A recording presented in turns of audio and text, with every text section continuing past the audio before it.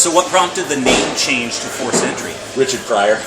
Well, I thought it was Quiet Riot coming out with their album Condition Critical. And Richard Pryor came out with Critical Condition, the movie, almost simultaneously. Oh, that's so it's Quiet Riot and Richard Pryor was the reason for the name change. Okay, right, and you were just throwing around names, and Forced Entry came from. We had a list of them.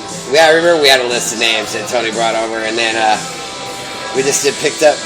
I think he kind of pushed us in that way to pick that one. Yeah. Tell us how cool it was. You know, we're like forcing our way into the music scene and shit. Forcing our way to the front of the line of the keg, force your way in, Yeah, we never in a million years thought of any kind of sexual innuendo. Yeah. And now you're a fucking rape band. It's like, when has anyone strung that sentence together? I've never heard that. The woman was found in the field. There was obvious forced entry. Yeah. You've never heard those words strung together before. Never. It doesn't happen. Right. But people, I don't know. People are weird. So what was the first song you guys wrote together? It's called Midnight Rail. Yep. I have it on cassette. You do? Dude, do you have that fucking 4-song, the fucking with the hand the drawn? Trapped in the Pit?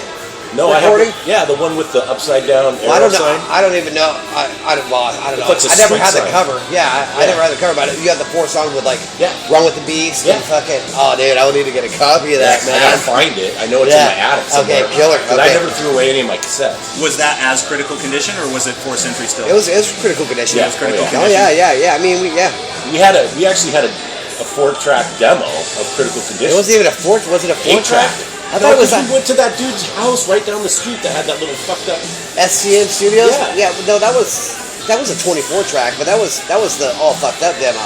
And so we recorded at Covens on their 4-track or 8-track. No, that's what I was getting. I know we did some shit on the 4-track when our first versions would Get Fucked Up. Yeah. I remember we did that, and we had Doug Ram singing. Well, that's what.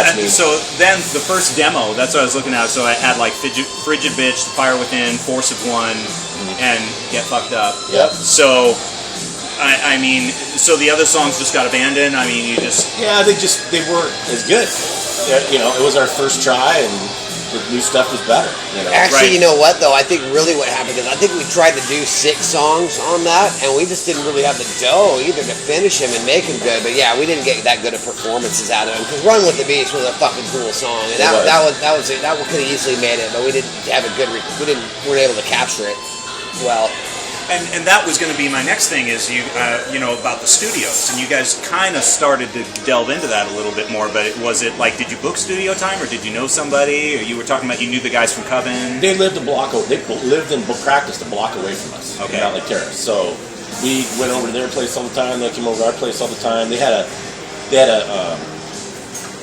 They actually jammed in their garage, but they recorded in their house. So they're you'd go in the bedroom. Right. Yeah, that's right. Yeah, that's right. Tony would be in the bathroom singing. We'd have mics strung all over, and oh wow, and bouncing tracks down on a 8-track and a 4-track, and So it all sounded like shit, but it was our first exposure to recording, and it was. And then they turned us on to this guy, Stacy Christensen, SCM Studios, which just happened to be 2 more blocks down the road on the same street.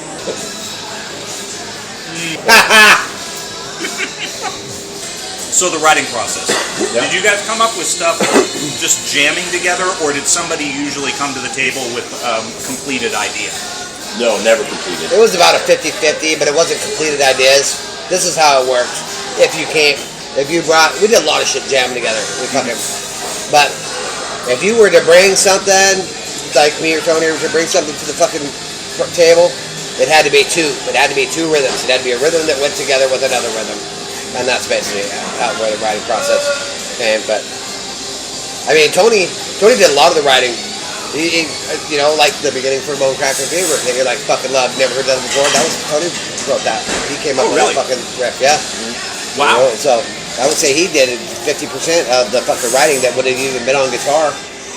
Yeah, he wrote a lot of the rhythms, not just because Tony started playing. I mean, when we were Critical Condition, yeah, he was a guitar player. Yeah, we had bass players. We had a bass player. So Tony, we went through bass players.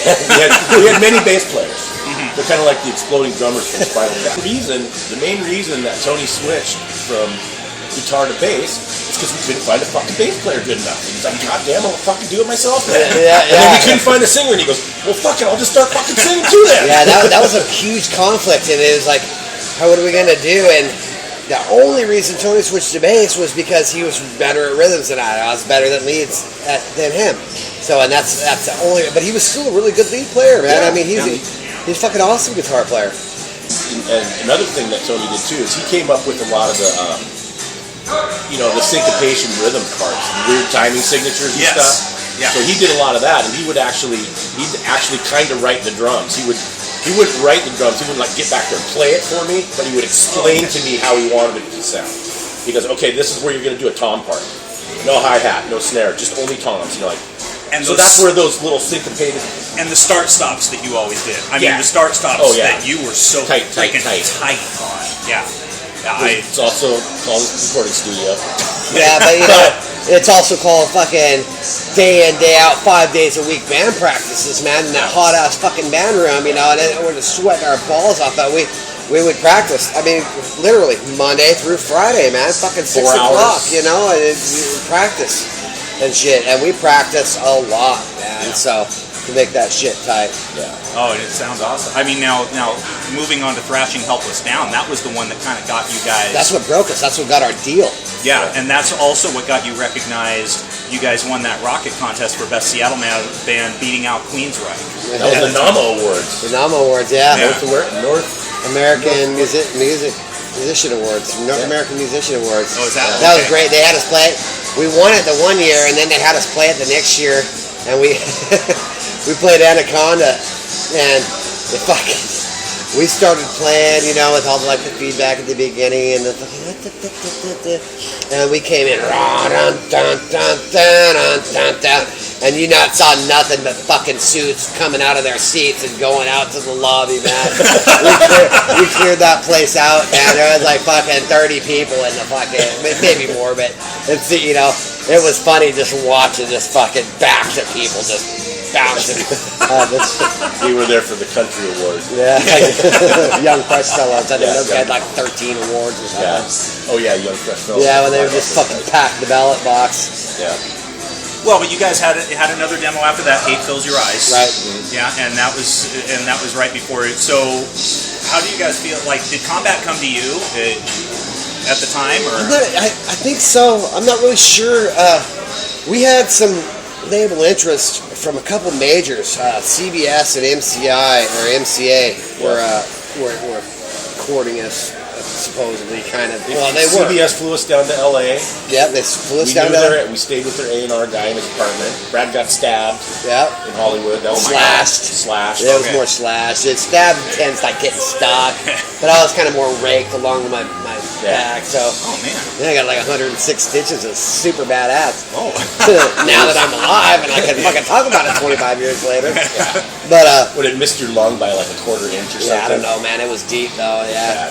That's a pretty sick Some scars. crazy transient guy just did not like Brad and fucking picked a fight with him, and then it got real ugly. Yeah, I broke my ankle chasing the guy. Oh man. Yeah, what happened on that one? Okay, so we go down to CVS. We consult with our attorney, which is whatever. I'm not real happy with the dude. I don't think he was that good of an attorney, and I'm not saying no names. So suck it. It rhymes with suck it. So. That's right. Anyway, he's like, oh yeah, just go down there and make sure you tell him everything that you want, and that it's clear so you don't compromise or anything. And what he should have been told us is, go down there and kiss their fucking asses left and right, and when the details come, they want to sign you, then I'll work out all the details. That's what he should have said. Yeah, that's what he should have said, but he didn't. So we go down there, we're young fucking clowns, 22 years old, 21, and they're like, they take us to this lunch, and we're all ordering triple cheeseburgers and fucking $10 milkshakes, and fucking blah, blah, blah, and I remember him asking, well, would you consider using keyboards, and what do you think about that? We're like, oh, fuck no, man. We want to remain true to our writing style, and we want to do it our way, and blah, this and that. And it took about 10 minutes of consultation for them to come back and go, well, you know what, guys, I don't think CBS is ready for a band like Forced Injury, so beat it. and then at that point, we're like, well, can we still have our free passes to Disneyland?